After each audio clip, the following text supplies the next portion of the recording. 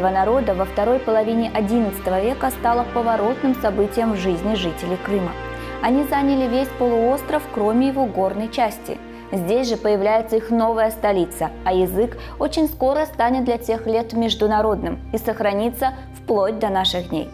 После себя они оставят самый известный словарь-разговорник и имя, которое навсегда войдет в этническую историю крымских татар. На Западе их называли куманы, в летописях Киевской Руси они известны как половцы, сами же себя они называли кыпчаки.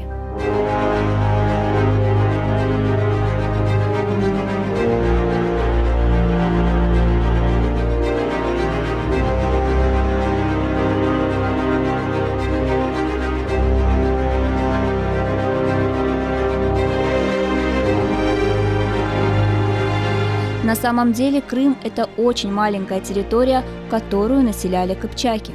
И государство Дэшты-Кыпчак еще в X-XI веке простиралось на огромной территории от Тянь-Шаня до Дуная. Согласно письменным источникам, предками кыпчаков были кимаки, автохтонной горной местности на севере Алтая. Первое упоминание об этом народе относится к VII веку. Чуть позже часть кимаков покинули родные земли и расселились в районе Прииртышья. В конце VIII – начале IX века этот народ принял участие в формировании Кимакского каганата, государства, сложившегося благодаря военно-политическому союзу 7 крупных тюркских племен.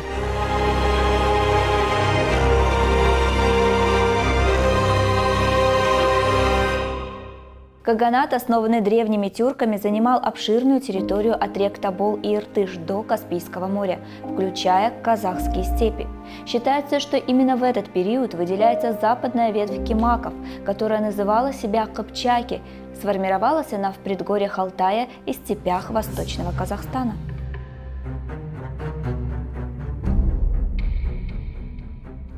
Впервые этноним «кыпчак», то есть «кыпчак», упоминается в архонских памятниках VIII века. Согласно профессору Закиеву, слово «кыпчак» этимологически восходит к тюркскому «кучак», который состоит из двух корней – «ку» – «куба» – рыжий, бледный, светлый, и «чак», означающий древнее название тюрок. Таким образом, в составе тюрков были племена, которые называли себя светловолосыми, белыми. Согласно письменным источникам, кыпчаки действительно были по большей части светловолосыми и голубоглазыми людьми.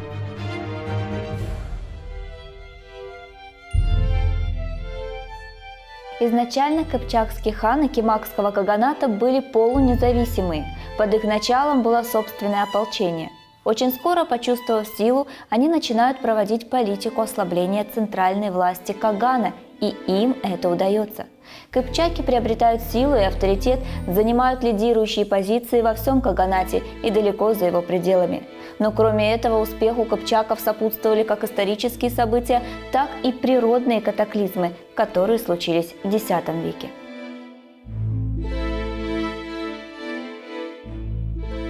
Как сообщает историк Лев Гумилев, степь между Алтаем и Каспием была полем постоянных столкновений между тремя родственными друг другу этносами – торками, печенегами и кыпчаками. До X века силы были равными, и все соперники удерживали свои территории, пока не произошли серьезные геоклиматические изменения, а именно смещение области циклонов в лесную зону Евразии. Почти на 100 лет на территории степи между Алтаем и Каспием продолжалась засуха. Торки и печенеги столкнулись с суровыми условиями. Этим народам грозила уже не война, а более страшный враг – голод, который вел к неизбежному вымиранию целых народов и животных. Они вынуждены были уходить на запад в поисках пропитания и очень скоро перебрались в Причерноморье, где пережили тяжелые времена.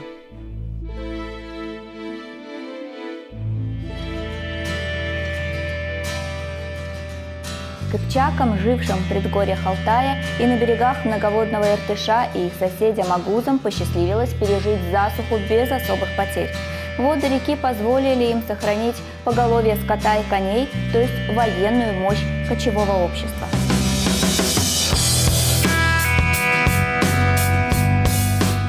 В начале XI века, когда степная растительность снова начала распространяться к югу и юго-западу, кыпчаки двинулись вслед за ней, легко ломая сопротивление изнуренных последствиями засухи торков и печенегов.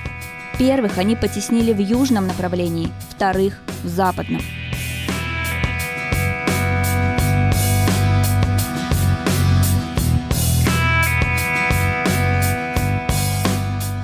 Родные земли их заставил покинуть демографический взрыв, который стал второй причиной, вынудившей кыпчаков продвинуться на запад.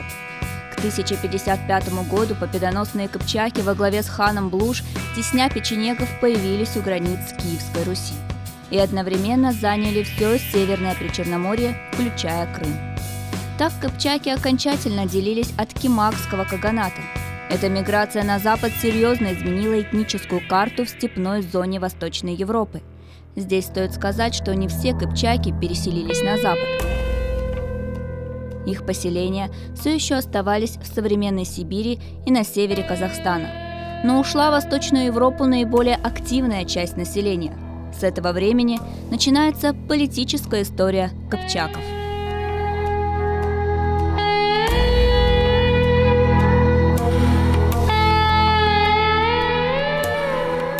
Что касается отношений кыпчаков и агузов, предков современных турок, азербайджан, гагаузов и туркмен, то еще в X веке они были союзниками. Это наглядно иллюстрируют карты арабского географа и путешественника Ибн Хаукаля. Карта, датированная X веком, показывает кыпчако-кимакские и агузские совместные пастбища к северу от Аральского моря. Это подтверждает и Аль-Бируни.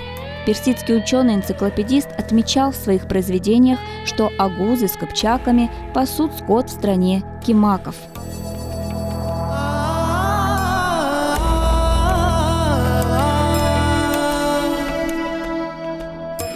Другой арабский историк и географ Аль-Масуди добавляет, что кыпчаки и агузы были союзниками и даже проводили совместные военные учения вдоль реки Эмба. Сегодня это территория современного Казахстана. В XI веке агузы покинули свои родные земли и со временем образовали государство сельджуков, а кыпчаки продвинулись на запад, заняли огромные территории и очень скоро на Ближнем Востоке их страну стали называть Дэшты-Кыпчак.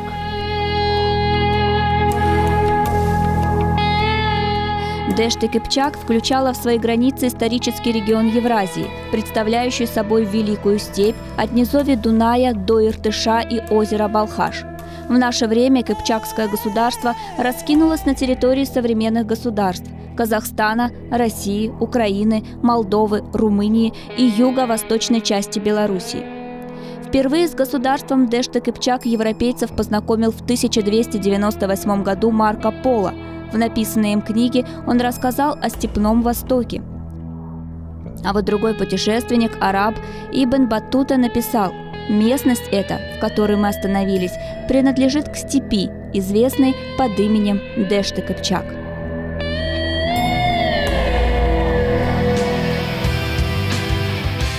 Территория государства Дэшты-Кыпчак изначально фактически представляла собой конгломерат тюркских племен, где главную роль, безусловно, играли кыпчаки. Именно они присоединяли к своему государству все новые и новые земли. При этом местных жителей они не уничтожали, а вступали с ними в контакты, постепенно прививая им как свою, так и перенимая культуру покоренных ими народов. Удивительная особенность кыпчаков была в том, что не они ассимилировались, а ассимилировали в них, то есть они являлись ядром, к которому как к магниту присоединялись остатки племен сарматов, готов, гунов, печенегов и других, перенимая их обычаи. Примером тому был все еще многонациональный и многоплеменной Крым.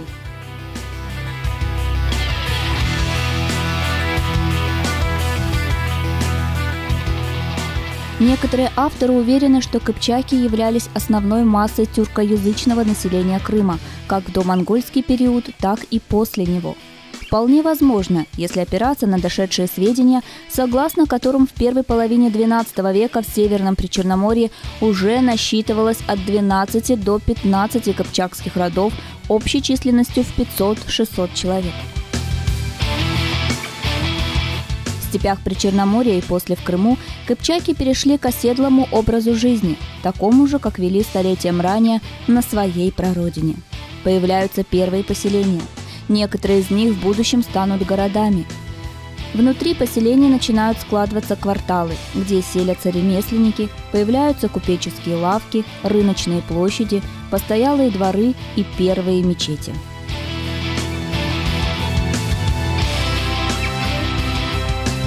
Кыпчаки, как и многие родственные им тюркские племена и народы, которые проживали на землях хазарского каганата, постепенно целыми родами начинают переходить в ислам.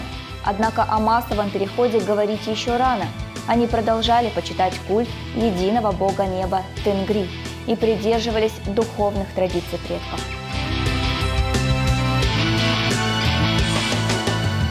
Арабские путешественники XIV века, описывая кыпчаков, отмечали, что этот народ отличался от других тюрков своей религиозностью, храбростью, быстротой движения, красотой фигуры, правильностью черт лица и благородством.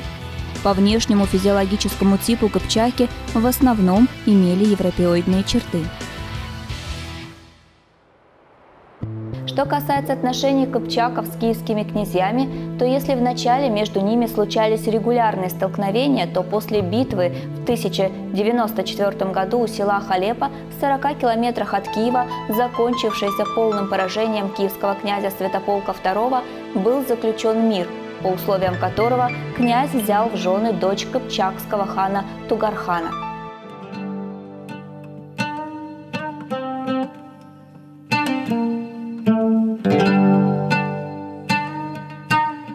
В историю она вошла как княжна половецкая Елена Тугаркановна. Приняла ли она православие, до сих пор остается неясно. Но когда идет речь о браках князей Киевской Руси с кыпчакскими княжнами, а их было немало, летописцы никогда не говорят об их крещении.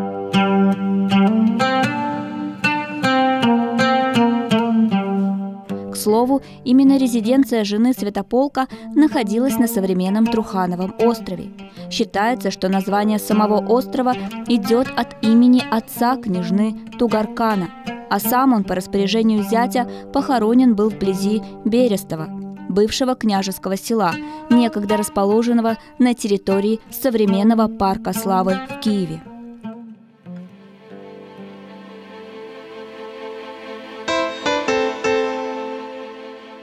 Впервые кыпчаки вступили в Крым в конце XI века. Можно сказать, что появление этого народа значительно пошатнуло византийское господство в Крыму. В 1096 году кыпчаки сделали то, что не отваживались сделать их предшественники. Они заняли неприступную по тем временам твердыню Херсонес и заставили считаться собой византийских императоров. Последним пришлось на горьком опыте убедиться, что с этим тюркским народом выгоднее не воевать, а дружить.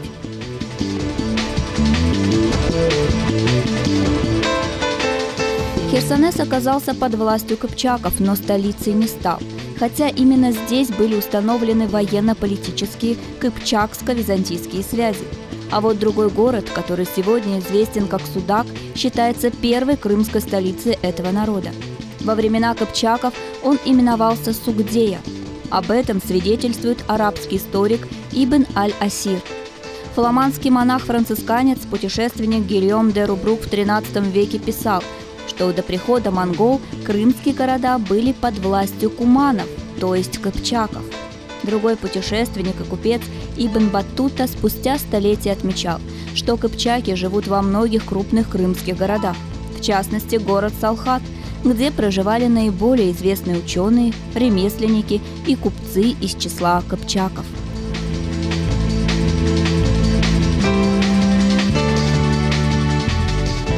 При кыпчаках Салхат приобрел не только славу центра международной торговли, являясь конечным пунктом Великого Шелкового пути, но и славу города, где жили просвещенные и образованные люди.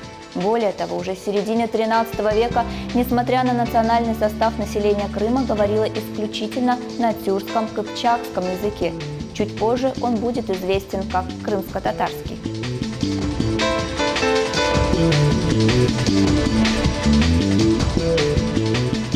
Язык кыпчаков исследователи относят к агузо-кыпчакской подгруппе.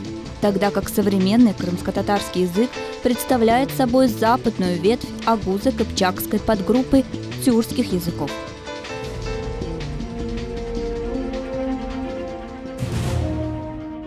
Коммерческие, политические, религиозные деятели Европы активно сотрудничали с кыпчаками Крыма. Приезжая в Дэшт и Кыпчак, они вынуждены были общаться на тюркском языке. Чтобы процесс общения с местным населением Крыма был доступным, на основе разговорного языка кыпчаков был составлен словарь-разговорник. Сегодня мы его знаем как Кодекс Куманикус. Этот уникальный письменный памятник вышел из-под пера анонимного автора в сердце Восточного Крыма, городе Салхат.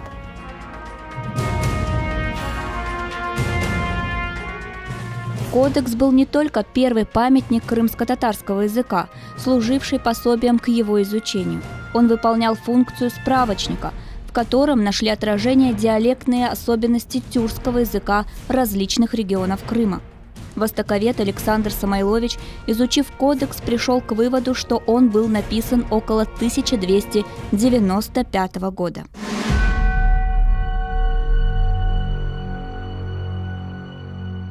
До сих пор ведутся споры, кем был написан словарь – итальянцами или кыпчаками. Бесспорно, знание языка необходимо было первым, но итальянцы занимались торговлей и вряд ли могли выступить авторами словаря. А вот заказать местным ученым, да еще носителям языка, вполне могли. Так что автором такого словаря мог быть только этнический кыпчак. Благодаря поэту эпохи Возрождения Франческо Петрарка, который коллекционировал редкие книги, сегодня оригинал этого словаря хранится в Венеции, в библиотеке Сан-Марко.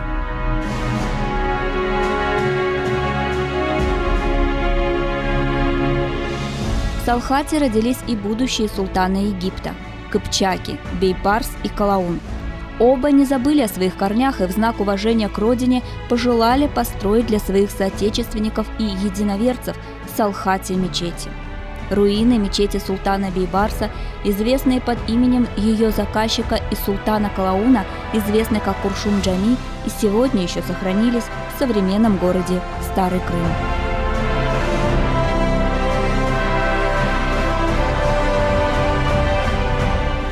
Кыпчаки продолжали заселять Крым волнами, и связано это прежде всего с историческими событиями.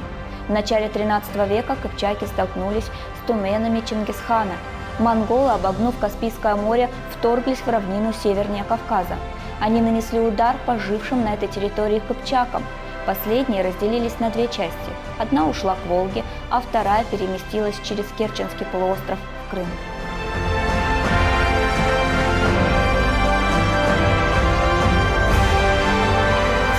Чуть позже, а именно после 1250-х годов, была зафиксирована новая волна переселения кыпчаков в Крым, на этот раз из Северного Причерноморья. Это событие не обошел вниманием Гильом де Рубрук. Он отмечал, что в этот период в Крым переселились огромное количество кыпчаков, и он лично наблюдал перенаселенность крымских городов и селений, когда совершал свой путь от Салдеи, Судака до Перекопа. А вот далее на его пути следования до города Сартака, то есть ставки сына Батухана, на протяжении 2 месяцев он не видел никаких селений, кроме большого количества курганов, то есть могил куманов.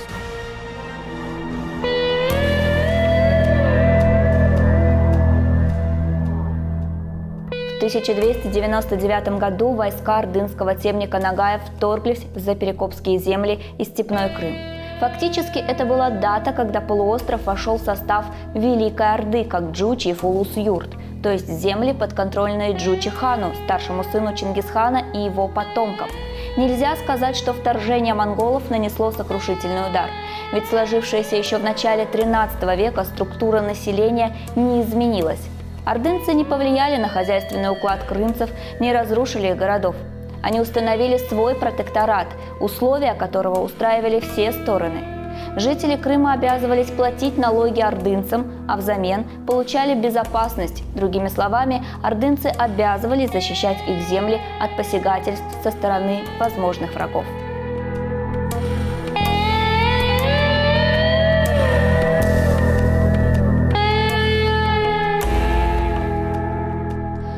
После признания верховной власти ордынских ханов и завоеватели и побежденные зажили на крымской земле мирно, постепенно привыкая друг к другу и становясь союзниками в войнах и международных конфликтах. Кыпчаки продолжали жить не только в Крыму, но и за его пределами.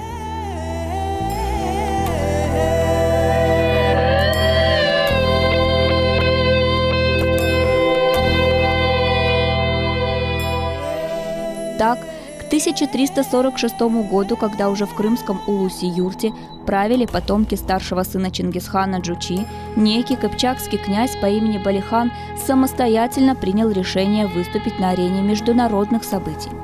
Это был не вызов ордынцам, скорее всего, он обладал таким правом.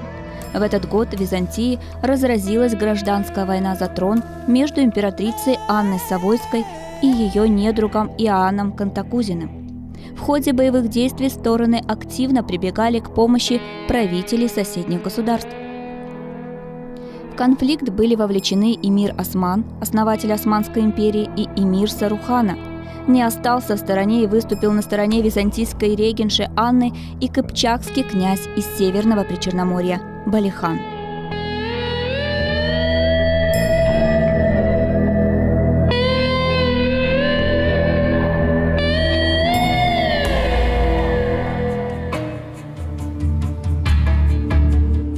К сожалению, сегодня мы уже не знаем, кем был этот отважный кыпчакский хан или князь Балихан, упомянутый в книге о Крымском ханстве историка Иоганна Тунмана, но знаем, что он жил в Северном Причерноморье.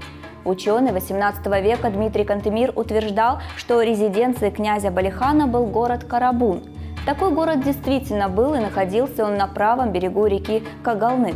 Сегодня на его месте стоит современный город Татар-Бунары в Одесской области.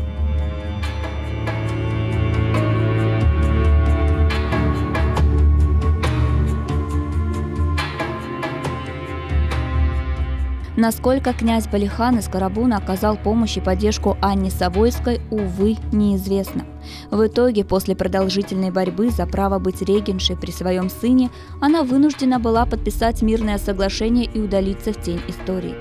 К сожалению, неизвестна и дальнейшая судьба Балихана. Быть может, он погиб в кровопролитной борьбе, отстаивая права женщины, или же вернулся в родные края, сюда, в Карабун или Татар-Бунары, и правил в землях кыпчаков, которые чуть позже станут именоваться Буджак.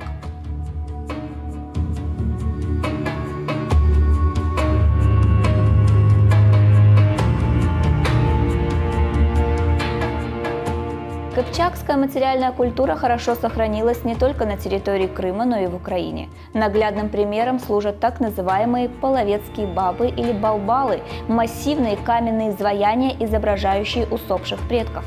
Что касается Крыма, то здесь найдено и описано более 1320 экземпляров.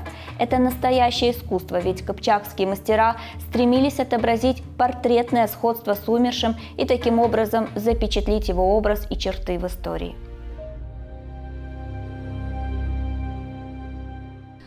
Авторы изваяний, конечно же, стилизовали свои творения. Здесь присутствует для всех моделей общий канон. У всех скульптур выпрямленная фигура. Женщины с кувшинами, мужчины с оружием, прижатыми обеими руками к животу. На протяжении многих столетий население предгорной и степной части Крыма еще долго продолжало вспоминать своих предков и называть себя кыпчаками. Это имя отразилось и в крымской топонимике. Донузлав Кыпчак, Тав Кыпчак, Яни Кыпчак, Кара Кыпчак и так 2 десятка топонимов. Упомянутый выше Ибн Батута в 1354 году встречал кыпчаков не только в Салхате, но и на Керченском полуострове. А население Кизлева, то есть современной Евпатории и всего прилегающего региона, сохраняло самоназвание Кыпчак вплоть до 30-х годов 20-го столетия. Крымско-татарские письменные источники XVII века сообщают, что население степей – это кыпчакские племена. Исследователи отмечают, что именно с XI века благодаря кыпчакам в Крыму начался заключительный многовековой тюркский период Крыма. Именно кыпчаки завершили тюркизацию и создали преимущественную монолитность населения Крыма. Именно они, по мнению историка Льва Гумилева, стали ядром крымско-татарского этноса. Следы их пребывания на полуострове присутствуют и сегодня.